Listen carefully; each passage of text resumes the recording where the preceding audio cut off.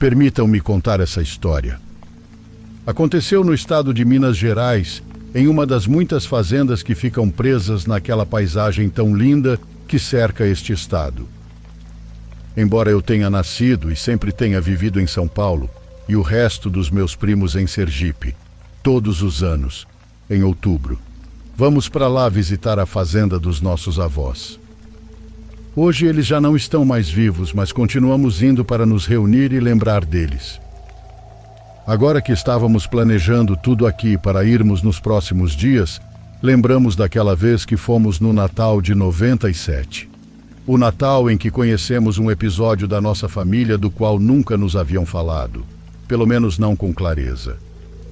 Quando nos contaram sobre esse acontecimento, se não tivesse sido compartilhado assim, com tanta dor, e vendo as reações de todos os participantes afetados, a verdade é que eu teria acreditado que se tratava apenas de outra lenda, de outra história de terror dessas que abundam as áreas rurais.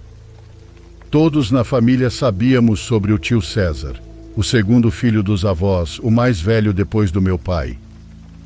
Ele desapareceu ou morreu aos 13 anos. Havia tantas coisas que se dizia, mas nenhum dos primos sabia bem como tinha acontecido. Eu me lembro daquele Natal, aquele de 97, quando em minha família começamos nossa loja de ferragens que ainda temos. Minha mãe e minhas irmãs foram antes para a fazenda, e eu fiquei ajudando meu pai até o dia 23. Terminamos tarde e ele decidiu que sairíamos apenas no dia 24 pela manhã. Segundo ele, ainda teríamos tempo para ficar mais tempo lá, para aproveitar os avós e a família. Chegamos no dia 24 à tarde, por volta das 3, esperando o barulho, a alegria, os abraços e o cheiro de churrasco. Porém, a única coisa que nos recebeu foi o silêncio. Todos estavam em silêncio, tristes, todos na família e talvez os avós ainda mais. Meu pai perguntou o que estava acontecendo e rapidamente os tios foram contar a ele, enquanto me mandaram para junto dos meus primos, ainda menores de idade. Deixaram Clara, a mais velha, cuidar de nós, para que não ficássemos cochichando, para que não ficássemos fazendo rumores, mas em algum momento ela mesma quis se aproximar dos adultos para saber do que se tratava. Bom, o resto dos primos saíram pela porta dos fundos da casa, se afastando em direção às árvores. Eu só os seguia e ouvia que diziam: "Temos que ver se escutamos de novo. Se ouviu por aqui. Vamos." O som, o que se ouviu, me fez paralisar. Todos os meus primos saíram correndo de volta para a casa, mas eu não consegui. Entre as árvores, entre o cinza daquela tarde escura, eu ouvi. Era aquele som que estavam procurando. Eu soube sem que tivessem que me dizer. Não consegui ver o que o provocava, mas ouvia como se fosse uma criança chorando longe no mato. Bom, devo dizer que era claro para mim que não se tratava de uma, pois se fosse não teriam corrido assim. Não teriam me deixado para trás. Lembro-me que passaram alguns minutos até que eu me recuperasse, mas meu pai me encontrou antes que eu tivesse que voltar sozinho. Ele me perguntou o que eu tinha ouvido. Perguntou desesperado se era verdade. Nem consegui responder quando o som voltou a se ouvir. As lágrimas saíram dos olhos do meu pai e ele ficou pálido. Pálido em um instante, congelado como eu, mas acho que o desejo dele de se manter a salvo era mais forte que o medo que sentia, e nós corremos os dois para casa. Todos saíram para nos receber e nos levaram rapidamente para dentro de casa. O cheiro de osso queimado até aquele momento era o único sinal de um Natal em família. Desde então se tornou o fruto de uma memória horrível, daquele medo que invadia todos nós naquele momento. "O que foi isso, pai?" Perguntei, mas me ignoraram. Eu ouvia o que diziam entre os tios. Nunca se havia ouvido tão perto. Diziam que sempre se ouvia no Natal, mas eu não acreditei. "Vamos procurar, vamos chamar o Padre Bento. Precisamos avisar as crianças." Eles continuavam discutindo entre si, e nós, as crianças, não entendíamos, e de repente ouvimos a voz da nossa avó. "Sim, precisamos avisar as crianças." O que veio a seguir continua parecendo um dos momentos mais importantes da minha vida. Lembro como pegamos um copo de café e como minha tia Mari nos levou todos para a sala enquanto os adultos saíam. Também me lembro bem como meu avô se inclinou pela porta para nos abrir um sorriso, como ele fazia com os netos, porque nunca sorria para os filhos, e então saiu para encontrá-los. Os cães começaram a latir e aquele choro voltou. Ouvi um alvoroço lá fora. Eu estava prestes a espiar para ver o que estava acontecendo quando nossa avó apareceu na porta com a tia Mari, se sentou em sua poltrona, fechou a porta e acendeu uma lâmpada. Vou contar a vocês o que se ouve lá fora, disse minha avó. Alguns de vocês provavelmente já ouviram. Não é raro. Não é raro que apareça, ainda mais no Natal, mas nunca tinha chegado tão perto de casa. O que se ouve lá fora é seu tio Júlio César. Consegui ouvir, sentindo a expressão de medo de todos, não de confusão, realmente de medo. Nossa avó continuou a contar. Vocês sabem que ele não está conosco desde que era uma criança, que se perdeu, que morreu ou que alguém o levou. Sei que todos ouviram histórias diferentes, e talvez não sejam mentiras. Os pais de vocês viveram isso de maneira diferente de todos. Hoje vou tentar contar o que aconteceu, então se tiverem perguntas, podem fazer, mas é muito provável que eu não possa respondê-las. Quando meus meninos eram pequenos, antes mesmo de sua tia Mari nascer, um dia houve um escândalo por algo que descobriram no cemitério, o que ficava atrás da velha igreja, uma que vocês não conheceram, pois agora não resta nada dela. Atrás dela havia um pequeno cemitério e encontraram uma sepultura aberta. As pessoas estavam assustadas por algo que o policial do povo disse. Segundo ele, e não sei com base em quê, parecia que a sepultura tinha sido aberta por dentro. Lembro-me que até retiraram o caixão vazio e o mandaram para outra cidade. São só histórias, pensávamos todos. Somos gente do mato, mas também não vamos acreditar em cada lenda que nos queiram contar. Porém, já havia gente que vivia muito assustada naqueles dias, principalmente à noite. O padre da época, tão idoso que já começava a mostrar sinais de demência, teve a coragem de dizer às pessoas em uma missa que fechassem suas casas, que trancassem as portas, que não saíssem à noite, pois algo andava solto. Algo ruim nos rondava em busca de algum inocente. Vocês já devem imaginar que as pessoas obedeceram. Coincidiu que naqueles dias começaram a ver um homem, um desconhecido, que caminhava pelas ruas à noite. Ninguém o conhecia. Os que o viram tentaram segui-lo, pois não confiamos muito nas pessoas de fora, mas ninguém conseguiu descobrir de onde ele vinha ou para onde ia. Ele caminhava pelo meio da rua e, de repente, desaparecia entre as casas. Houve 2 crianças que disseram que o viram correndo pelos telhados da rua principal, mas eram crianças. Pensávamos que poderia ter sido apenas a imaginação delas ou a vontade de contar algo, de terem um pouco de atenção. Diziam que era o velho do saco, essa lenda com o qual assustavam as crianças da época. Comporte-se ou o velho do saco vai te levar, diziam. Eu acho que por isso as crianças o chamaram assim, por terem ouvido essas histórias desde sempre, e por isso também ninguém as levou tão a sério. As crianças disseram que ele corria com um saco quase vazio e que depois ficou parado justo sobre a casa do policial, onde havia um recém-nascido. O choro foi ouvido de repente perto de casa, interrompendo a história da avó. Foi tão próximo que lembro da sensação de calafrio que me provocou. Uma das minhas primas, não me lembro qual, começou a chorar e se aproximou da minha avó. Ela fez um sinal para minha tia Mari, que foi espiar pela janela, e minha avó continuou contando. Quando meu velho o viu observando de longe meus filhos lá fora, nós nos convencemos de que era verdade, que havia um desconhecido rondando as crianças perto das árvores onde eles sempre estavam, porque eles eram muito travessos e sempre iam brincar no mato. Seu avô nunca foi medroso. Desde criança ele teve que viajar de povoado em povoado à noite, no meio do canavial. Mas diz que viu algo parado entre as árvores, algo completamente preto, com olhos vermelhos que brilhavam na noite que começava a cair.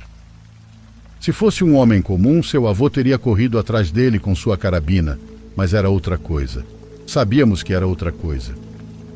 Quando se comentou sobre aquele avistamento, quando as pessoas o viram rondando tão perto todas as noites, começaram a dizer que era algo que havia saído da cova. O boato foi tão forte que investigaram a quem ele pertencia. Não sei se por superstição, não sei se para saber a que família pertencia e ter alguém a quem culpar.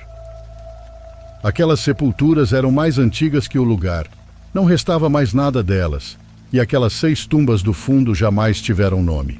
O padre investigou e nos contou que as 6 eram de gente da igreja que tinham chegado há muito tempo, mas não havia registros de quem eram. O choro. Eu juro que o choro que interrompeu a minha avó é um som que não suporto lembrar, no qual não suporto pensar. Naquele momento, todos notamos que era insuportável e especialmente doloroso para a avó. Podíamos ver como isso partia seu coração, como a assustava. Queríamos saber mais, queríamos conhecer a história por trás do que acontecia, mas ao mesmo tempo sabíamos que a machucava compartilhá-la, que ela estava se esforçando para nos contar uma parte da história da família, um fragmento importante. Ela continuou. O povo se organizou para sair e procurá-lo todas as noites, e aquele homem, aquela sombra na escuridão, aquele fantasma que percorria as ruas deixou de ser visto. Mas de qualquer forma, sem se importar com nada, todas as noites um grupo dos cabras mais bravos do povoado o procurava. Quando se passaram semanas sem que ele fosse visto no povoado, eles saíam todas as noites para os arredores, para os caminhos mais distantes. Depois começaram a ir até as vilas vizinhas para ver se alguém mais o tinha visto, para ver se havia crianças naqueles lugares que também falavam do velho do saco. Mas foi só aqui. Nem mesmo na parte que ficava mais no meio do mato o conheciam. Os homens até subiram a colina para perguntar, porque muitos por aqui também pensavam que poderia ser um habitante de lá de cima, que eram conhecidos por sua completa desconexão com as pessoas daqui de baixo. Mas não. Lá diziam que estavam todos, que ninguém faltava e que ninguém descia para mexer com ninguém. Bom, e por aqui as coisas se acalmaram. As senhoras voltaram a sair para fazer suas coisas à noite, a igreja voltou a se encher e os garotos que não trabalhavam andavam brincando até tarde como se nada tivesse acontecido. Naquela noite, seus tios estavam brincando perto de casa com os filhos da dona Luzia. Eles moravam no final da rua, em uma casinha de madeira que não está mais lá, e apenas me disseram que de repente seu tio César, meu menino, enquanto brincavam, ficou parado, como se algo tivesse acontecido. Ele olhou para o mato e de repente começou a correr para lá, a correr tão rápido que ninguém conseguiu sequer chegar perto dele. No mato, chamando-o, viram aquela figura. Diziam que era um senhor, mas ninguém conseguiu descrevê-lo nem dar um único detalhe. Então não sabemos, mas todos concordaram que os olhos dele brilhavam e em como parecia chamar César com a mão. Os filhos mais velhos de Dona Luzia correram para o mato para procurá-lo, e os mais pequenos vieram me chamar, contando o que havia acontecido aos adultos que encontraram pelo caminho. Em poucos minutos todos o procuravam, e nós o escutávamos. Escutávamos César chorar por perto. Nós o procuramos e procuramos a noite toda. Procuramos por dias, não paramos porque podíamos ouvi-lo. A polícia veio da sede municipal, nos mandaram de volta para casa e eles ficaram procurando. E já não se ouvia o choro, por isso fomos embora. Por isso aceitamos. Não teríamos conseguido parar de procurá-lo se ainda o ouvíssemos. Minha avó parou um momento para respirar e secar as lágrimas. Nos olhou e continuou com sua história. Depois alguém veio nos buscar, dizendo que tínhamos que ver algo. Alguém que tinha passado por aquele maldito cemitério. A cova estava fechada, como se nunca tivesse sido aberta, a terra não parecia recente e ninguém se atreveu a abri-la de novo. Desde então, aquele cemitério foi se enchendo de mato, as sepulturas se perderam, tornou-se impossível encontrá-las, principalmente aquelas antigas. Nas noites de vento começamos a imaginar o choro que continuava vindo do mato. Eu e seu avô ouvíamos, mas fingíamos não ouvir. No fundo pensávamos que estávamos enlouquecendo até que as crianças nos disseram: "Lá está nosso irmão, nós o ouvimos, temos que ir procurá-lo." E desde então se ouve.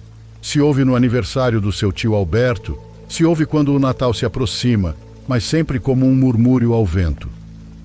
Tenho certeza de que vocês já tinham ouvido antes, mas não sabiam o que era.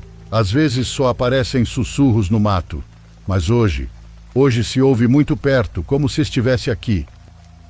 Vovó, mas como sabem que é o tio? Como sabem que não é algo que usa a voz dele para provocar dor? Perguntou minha prima Maria. Nossa avó não respondeu, mas acho que eles jamais consideraram essa possibilidade.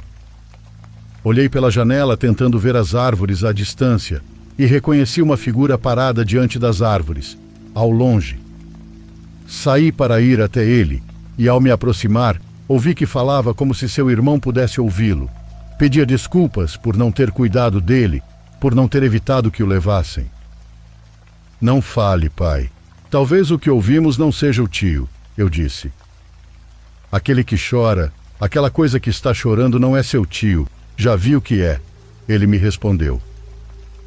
Nunca saia quando ouvir o choro. Não quero que você tenha que ver isso nunca. Essa coisa que está no mato. O choro continuou por mais um tempo, e até esquecemos que era véspera de Natal. Jantamos todos em silêncio, e o dia seguinte foi muito mais tranquilo, sem histórias, sem choros, sem fantasmas, mas de vez em quando, andando por lá, ainda voltamos a ouvi-lo. Se ouviu muito quando meus avós faleceram, com 2 dias de diferença. Se ouve mais quando nos reunimos todos, e prometo que esse ano vou tentar gravar. Obrigado por ouvir minha história.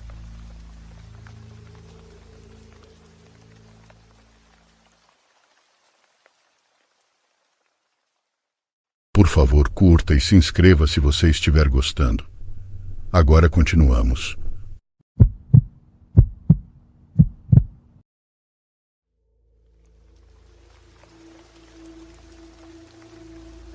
Meu nome é Dandara, e esta história não é minha, é mais do meu tio, especificamente meu padrinho, o irmão da minha mãe. Não me dou mal com ele, mas também não somos próximos. No entanto, quando ele contava essa história, eu gostava de ouvi-lo porque ele se lembrava de muitos detalhes ao narrá-la. Ele praticamente nos fazia vivê-la. Meu tio sempre foi uma pessoa extremamente forte, bruto, como aqueles homens de antigamente que de jeito nenhum se permitiam ser ou parecer fracos. Nada o assustava, mas quando ele nos falava sobre o que aconteceu naquela noite, ele realmente ficava até pálido, o que era bem visível, já que ele sempre foi bem moreno por trabalhar tantas horas debaixo do sol. A história se passa em Limón, Costa Rica, uma cidade costeira onde o Caribe torna todo o ambiente muito amigável. Mário, meu tio, sempre gostou de pescar. Ele e um grupo de amigos se reuniam uma noite por semana, na sua noite de folga, para pescar em um pequeno rio perto de onde moravam. Numa noite em particular, enquanto estavam pescando, ouviram gritos desesperados de uma mulher, realmente aterrorizantes, como se aquela pobre mulher estivesse sendo torturada. Eles se entreolharam irritados. Quem é o desgraçado que está machucando essa pobre mulher?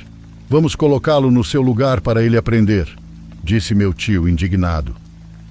Todos concordaram enquanto se dirigiam em grupo para onde tinham ouvido os gritos. Um deles iluminou ao longe e conseguiram ver perfeitamente a silhueta de uma mulher, muito magra, magra demais, vestida de branco e com o que parecia ser uma criança nos braços. Eles até puderam ver um cobertorzinho amarelo que sobressaía dos braços daquela mulher. Ela vinha em direção a eles. Eles se esconderam cautelosamente. planejavam se esconder e esperar que a mulher passasse, para depois enfrentar quem estivesse machucando-a. Estavam entre as moitas quando a mulher passou na frente deles, a poucos metros. Meu tio estava prestes a sair de entre as árvores quando um de seus amigos o impediu. Meu tio olhou para ele. Mesmo na escuridão, ele o viu pálido, assustado e quase sem voz. Seu amigo apontou em completo silêncio para o caminho, onde a luz da lua mal iluminava, mas dava para ver claramente como aquela mulher, em vez de caminhar, flutuava no ar. Não havia pés. Ela simplesmente flutuava enquanto atravessava o caminho. Eles, realmente apavorados, ficaram imóveis, sem poder fazer nada além de observar e escutar. Escutar aqueles gritos e lamentos que foram se afastando pela estrada até desaparecerem por completo. Mas aquele som, aquele lamento os acompanhou até que com o carro conseguiram se afastar o suficiente para parar de ouvi-lo, para deixar de carregá-lo em suas mentes. Já se passaram quase 30 anos e meu tio ainda fica muito tenso e nervoso toda vez que conta essa história. Ele menciona que nunca vai conseguir esquecer aqueles gritos angustiantes, aqueles lamentos, e sempre se perguntará qual seria a história daquela mulher e o que exatamente ela tinha nos braços.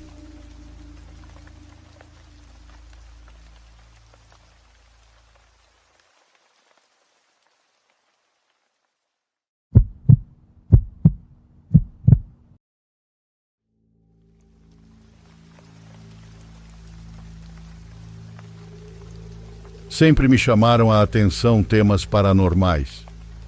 Lembro-me de quando era criança, esperando ansiosamente o início de um programa de rádio de que eu gostava muito, onde as pessoas ligavam para contar suas experiências aqui no México. Porém, após a morte do apresentador que eu ouvia, nunca mais foi a mesma coisa. Bom, devo dizer que, embora tenham acontecido muitas coisas paranormais comigo ao longo da vida, foram incidentes isolados. Alguns deles, vistos em conjunto, podem até parecer interessantes para contar, mas ainda podem ser clichês, como ver algo pelo canto do olho ou ouvir algum ruído em casa e perceber que não há ninguém lá. Então, agora vou contar a vocês a experiência mais vívida que já tive. Uma interação que de fato durou várias horas, com algo que não tenho certeza se pertence a este plano. Já se passaram cerca de 4 anos desde que essa experiência aconteceu, e só agora estou compartilhando, já que por uma razão ou outra, nunca consegui me sentar e escrever com calma. Era início de 2020, fevereiro se não me falha a memória. Naquela época, o isolamento social por conta da pandemia ainda não havia começado, embora já tivéssemos conhecimento sobre o Covid. No México, ainda vivíamos normalmente e parecia que nunca nos atingiria, só parecia mesmo. Moro na cidade de Querétaro e naquele momento da minha vida estava cursando a faculdade na Universidade Autônoma de Querétaro, UAC. Esse ponto é importante, pois sinto que as localizações que vou mencionar são muito relevantes, até para quem não conhece o lugar. Tudo começou em um dia como qualquer outro, com minhas aulas à tarde, sem nada de especial. Durante a tarde, fomos informados de que não teríamos as 2 últimas aulas. Então, em vez de sairmos às 22 horas, sairíamos um pouco antes das 20. Quando a última aula terminou, era aproximadamente 19h50. Esperei meu melhor amigo, como fazíamos habitualmente, para nos despedirmos ou fazermos algo, aproveitando que sairíamos mais cedo, como fazíamos de vez em quando. Estávamos fora da sala quando nos encontramos, e ele rapidamente me disse sorrindo: "Vamos tomar uma cerveja. O que acha, mano? Ainda é cedo." Eu disse que sim, sem pensar 2 vezes. Meu melhor amigo morava a poucos minutos da faculdade, pois, sendo de fora, ele alugava um apartamento próximo à escola, mais especificamente na rua Francisco Madero, esquina com a rua Ezequiel Montes. É uma caminhada de cerca de 10 minutos de um lugar ao outro. Então seguimos para o apartamento dele paramos para comprar uma cerveja para cada um. E naquela época, havia acabado de ser lançada uma cerveja clara com limão e sal, com apenas 2% de álcool, que foi o que compramos. Digo isso porque acredito que nada do que aconteceu depois poderia ter sido causado pelo efeito do álcool. Entre a caminhada da faculdade e a parada para comprar as cervejas, chegamos ao apartamento dele perto das 20h15. Enquanto tomávamos a cerveja, conversamos sobre os assuntos típicos da faculdade: professores, tarefas, projetos, etc. Terminamos a bebida, olhei para o celular e, como eram cerca de 21 horas, comentei com meu amigo que já era hora de ir embora. Queria aproveitar que era cedo e não ter problemas com os ônibus, pois mais tarde costumam estar lotados até o teto ou demoram a passar. Entre nos despedirmos e descermos até o portão principal, passaram-se alguns minutos. Então, quando comecei a caminhar e olhei para o celular, deviam ser pouco mais de 21 horas. Caminhei pela rua Francisco Madero, virei à direita para seguir pela rua Ezequiel Montes e chegar ao ponto de ônibus, que fica na Avenida Zaragoza. Desde que comecei a caminhar pela Ezequiel Montes, comecei a notar algo estranho, embora em meu completo ceticismo jamais relacionaria com algo paranormal. O estranho era que, mesmo sendo relativamente cedo e estando praticamente no centro da cidade, as ruas estavam quase vazias. Naquele horário e local, geralmente há bastante movimento. As poucas pessoas que encontrava eram estranhas. De forma alguma diria que eram espectros, mas não pareciam pessoas saindo do trabalho ou algo do tipo. Estavam apenas lá, com aspecto sujo, desorientadas. Algumas pareciam não estar totalmente conscientes. Não dei muita importância, já que é comum ver pessoas sem teto vagando pelo centro, algumas talvez confusas pela fome, outras sob efeito de alguma droga. Devido ao fato das ruas estarem desertas e eu não estar com pressa, não voltei a pegar o celular nem para ver a hora. Mas, considerando a proximidade entre o apartamento do meu amigo e o ponto de ônibus, calculo que cheguei à Avenida Zaragoza por volta das 21h10 no máximo, pois leva apenas 5 minutos de caminhada de um lugar ao outro. Devo dizer que o ponto de ônibus a que me refiro é o do Templo de Santa Rosa de Viterbo. Foi neste ponto que fiquei intrigado ao ver o ponto completamente vazio, absolutamente deserto, sem nenhuma outra pessoa além de mim, sendo que geralmente há várias pessoas lá a qualquer hora, esperando o transporte. Olhei ao meu redor e parecia que a cidade estava completamente deserta, sem veículos, sem carros ou transporte público. Dentro da minha lógica pensei, talvez seja muito cedo, já que as poucas vezes em que peguei o ônibus nesse ponto foram depois das 22 horas. E a essa hora costuma haver muitas pessoas esperando. Sem pensar muito no assunto, resolvi esperar tranquilamente que passasse algum ônibus, que pelo menos me levasse até a rodoviária, ou se passasse um que me deixasse mais perto de casa, melhor ainda. Depois de alguns minutos, percebi pelo canto do olho que uma pessoa se aproximava. Virei-me e de fato vinha um sujeito, mas não lhe dei atenção e continuei a observar para ver se algum ônibus se aproximava. Foi então que ele se aproximou de mim e disse: "O que faz aqui sozinho?" Mantive a calma, pois não me assusto facilmente. Já vi tantas coisas que não fico nervoso com facilidade e, em todo caso, é sempre melhor parecer tranquilo, especialmente se você acha que a outra pessoa pode ter más intenções. Virei-me para ele e pude observá-lo com mais clareza. Ele parecia um sujeito relativamente normal, com roupas velhas, estatura parecida com a minha, com cerca de 30 anos, pele morena, cabelo bem curto e uma aparência meio rude, por assim dizer. Respondi: "Nada, estou esperando o ônibus. E você, o que faz?" Então ele sorriu, mostrando uma espécie de satisfação no rosto. Mas, pessoal, o mais perturbador era o sorriso dele, não pela expressão em si, mas pelos dentes. A forma mais fácil de descrever seria dizer que ele tinha dentes de tubarão, como se todos e cada um dos dentes fossem caninos, ou como se ele os tivesse afiado para ficarem todos pontiagudos. Ele tinha os dentes assim. Como não sabia quais eram as intenções dele, ou mesmo se era uma pessoa em sã consciência, apenas fiquei atento à resposta dele. Após sorrir para mim com aqueles dentes horríveis, ele disse: "Estou procurando alguém para me acompanhar. Quer vir comigo?" Respondi que não, que estava esperando meu ônibus para ir para casa e olhei para a rua como se quisesse encerrar a conversa. Houve alguns segundos de silêncio e continuava sem aparecer uma alma viva. Ele voltou a falar comigo, mas agora tentando uma conversa mais normal. Disse: "Eu vim de uma festa, estava bebendo com uma garota e ela estava sentada no meu colo, mas fiquei sem dinheiro, então achei melhor ir embora. Lembro-me que só pensei: e o que eu tenho a ver com isso?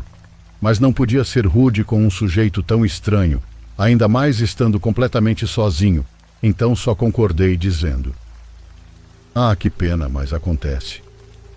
Ele sorriu novamente, então pude ver de novo aqueles dentes tão estranhos e me perguntou: "Você acha que estou bêbado?" "Não, você parece bem", respondi. Ele então se aproximou muito de mim. Demais. E disse: "Pode cheirar meu hálito? Cheira a álcool?" Ele abriu a boca, quase como para garantir que eu visse seus dentes horríveis. Dei um passo para trás e respondi: "Não acho que conseguiria notar, acabei de beber também.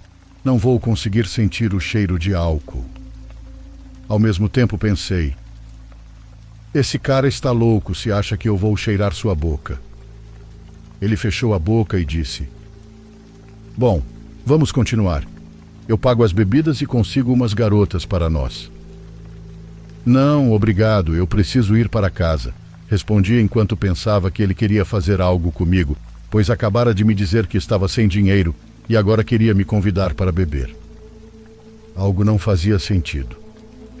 Houve outro silêncio de alguns segundos, e ainda não havia uma única pessoa ou veículo à vista, e eu rezava para que meu ônibus passasse logo para eu me afastar desse cara.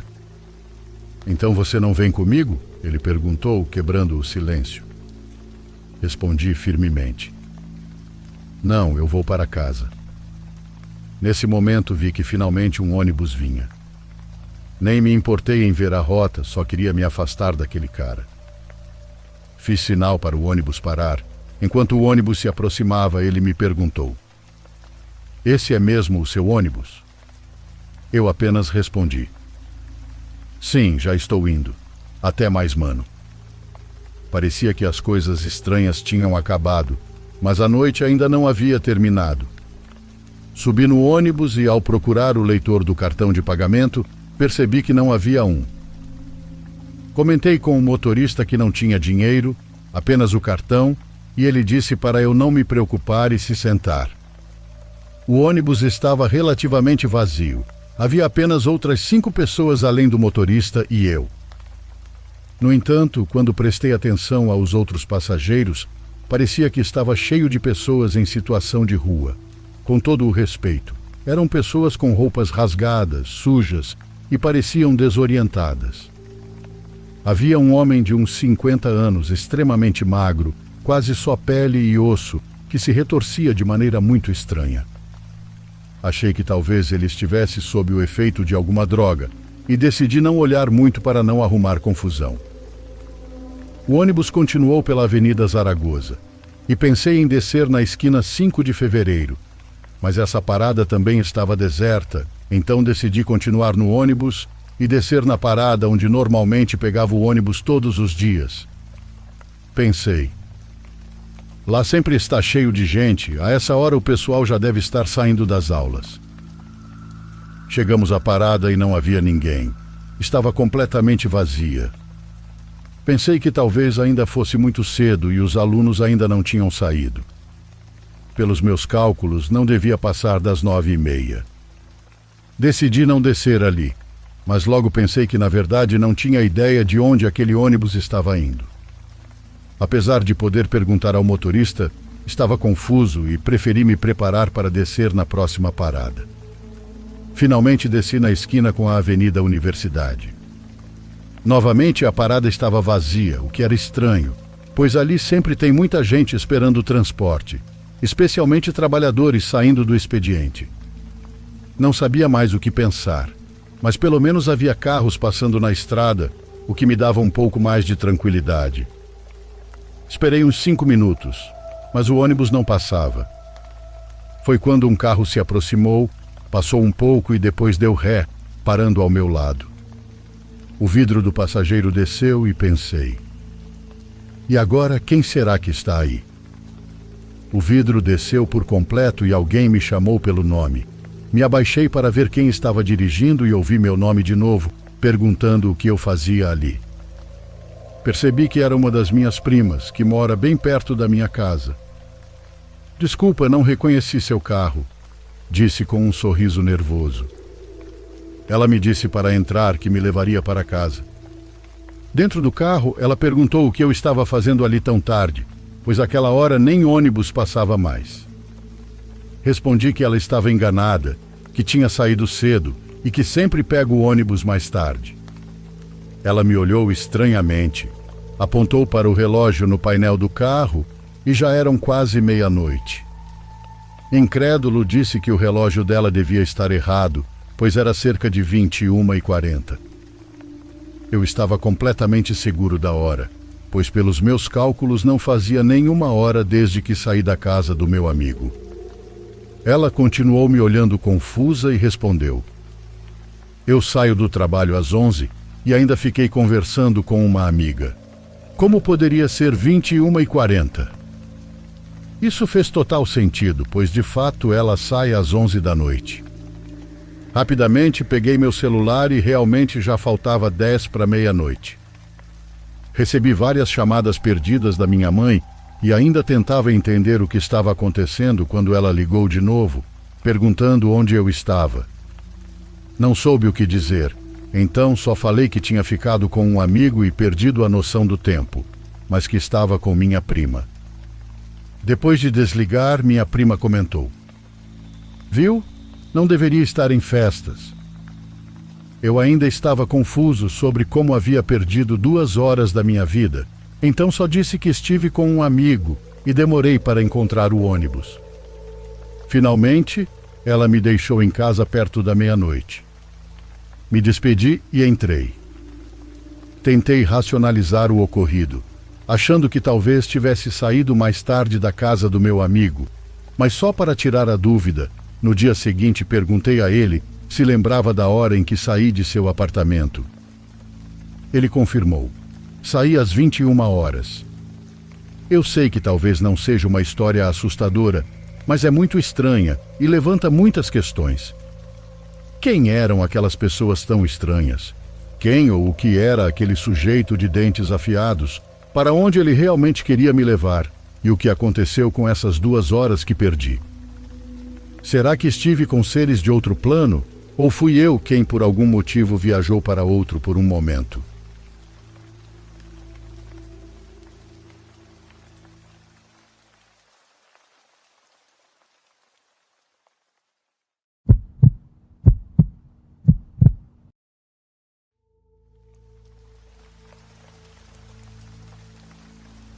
Fui escoteira dos 12 aos 16 anos e muitas vezes acampamos em Larch Hill, nas montanhas Wicklow. O acampamento era cercado por florestas densas e colinas, o que tornava o lugar tanto bonito quanto um pouco assustador à noite. Os líderes escoteiros adoravam contar histórias assustadoras ao redor da fogueira, e uma das mais populares era sobre uma mulher que diziam assombrar a área, geralmente chamada de a Dama de Larch Hill. Diziam que ela vagava pelas florestas à noite procurando algo ou alguém. Na época, eu realmente não acreditava nas histórias e pensava que eram inventadas. Agora deixe-me explicar um pouco sobre a disposição do acampamento. Ao entrar, há uma grande área de estacionamento de cascalho. No lado direito ficam o centro de boas-vindas e os banheiros. À frente, há um caminho de cascalho, e em ambos os lados dele há entradas para os campos. Nessa viagem estávamos acampando no campo mais ao fundo. Não havia luzes ao redor do acampamento, exceto próximas aos banheiros e fora do centro de boas-vindas, que iluminavam o estacionamento. Naquele fim de semana, estávamos no campo do fundo. A tenda de refeição estava montada perto da entrada do campo, que se abria para o caminho que levava ao estacionamento. À noite, a única luz que tínhamos vinha das nossas lanternas ou da fogueira, então ficava bem assustador quando o sol se punha. O campo tinha vista para as montanhas e à esquerda da tenda de refeição, no final do campo, estavam nossas barracas. Um lado era cercado por árvores e arbustos. Naquela época, havia 4 meninas acampando em 2 barracas pequenas e algumas barracas de meninos estavam montadas ao nosso redor. Minha melhor amiga e eu estávamos dividindo uma barraca e tínhamos discutido mais cedo naquela noite por algo sem importância. Mesmo que não estivéssemos nos falando, eu não queria andar pelo acampamento sozinha, porque estava muito escuro. A única luz estava perto dos banheiros e do estacionamento, e o resto do lugar era um breu total. Mais tarde naquela noite, depois que todos tinham ido dormir, pedi para minha amiga me acompanhar até os banheiros. Eles ficavam a cerca de 5 minutos de caminhada do nosso acampamento e eu não queria ir sozinha. Ela não estava falando comigo e caminhava cerca de 2 metros à minha frente. Nós não usamos lanternas e fomos em direção à tenda de refeição porque tinha uma única luz pendurada do lado de fora, iluminando parte do acampamento. Enquanto nos aproximávamos, eu mantinha meus olhos no chão para evitar tropeçar em raízes de árvores ou em qualquer equipamento de acampamento que pudesse ter sido deixado para a manhã seguinte. Então, notei a sombra de uma garota à minha esquerda, cerca de 1 metro atrás de mim. Pensei que alguma das outras meninas devia ter nos ouvido sair e se sentiu com medo de ir ao banheiro sozinha à noite. Como eu. Então me virei, mas não havia ninguém lá. Mas quando olhei para baixo, a sombra ainda estava lá. Eu claramente pensei que era a sombra de uma menina, porque podia ver cabelo comprido e um vestido. Olhei para minha sombra, depois para a sombra da minha amiga e de volta para a sombra ao meu lado. Percebi algo estranho na luz. A única luz naquela noite nublada, sem lua ou estrelas visíveis, vinha da direita. Minha sombra e a sombra da minha amiga se estendiam a partir dos nossos pés em direção às 10 horas, mas aquela outra sombra parecia vir de lugar nenhum. Tentei pensar em todas as explicações possíveis para a sombra, mas estava tão assustada que fechei os olhos e caminhei mais perto da minha amiga. Nós não dissemos nada durante toda a caminhada, e os únicos sons eram nossos passos sobre o cascalho e o farfalhar das folhas nas árvores. Assim que passamos pela tenda de refeição e chegamos ao caminho, ligamos as lanternas dos nossos celulares para iluminar o trajeto. Senti um arrepio na espinha enquanto andávamos, torcendo para que nada surgisse das árvores. Podíamos ver as luzes de outros acampamentos espalhados ao redor, mas nenhuma era forte o suficiente ou próxima o suficiente para ajudar a iluminar nosso caminho. Quando chegamos aos banheiros, me tranquei em uma cabine e fiquei sentada ali. Esperei até ouvir minha amiga dar descarga e destrancar sua cabine antes de finalmente sair. Eu nem me atrevi a olhar no espelho enquanto lavava as mãos, porque tinha medo de ver algo que não queria. Depois disso, voltamos para nossa barraca e eu me enfiei no saco de dormir sem dizer uma única palavra. Eu podia ouvir minha amiga se mexendo, mas estava muito abalada para falar. Mal dormi naquela noite, tentando entender o que tinha acontecido e se eu tinha visto um fantasma. Até hoje, quando alguém me pergunta se já tive uma experiência paranormal, penso naquela sombra andando atrás de mim.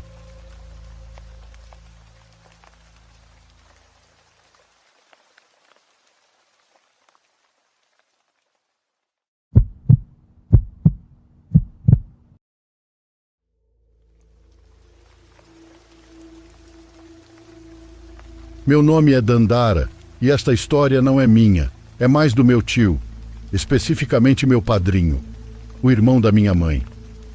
Não me dou mal com ele, mas também não somos próximos. No entanto, quando ele contava essa história, eu gostava de ouvi-lo porque ele se lembrava de muitos detalhes ao narrá-la. Ele praticamente nos fazia vivê-la. Meu tio sempre foi uma pessoa extremamente forte, bruto, como aqueles homens de antigamente que de jeito nenhum se permitiam ser ou parecer fracos. Nada o assustava, mas quando ele nos falava sobre o que aconteceu naquela noite, ele realmente ficava até pálido, o que era bem visível, já que ele sempre foi bem moreno por trabalhar tantas horas debaixo do sol. A história se passa em Limón, Costa Rica, uma cidade costeira onde o Caribe torna todo o ambiente muito amigável. Mário, meu tio, sempre gostou de pescar.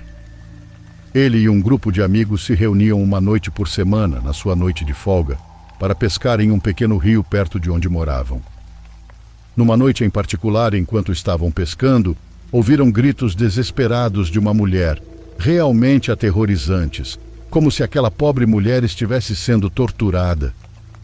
Eles se entreolharam irritados.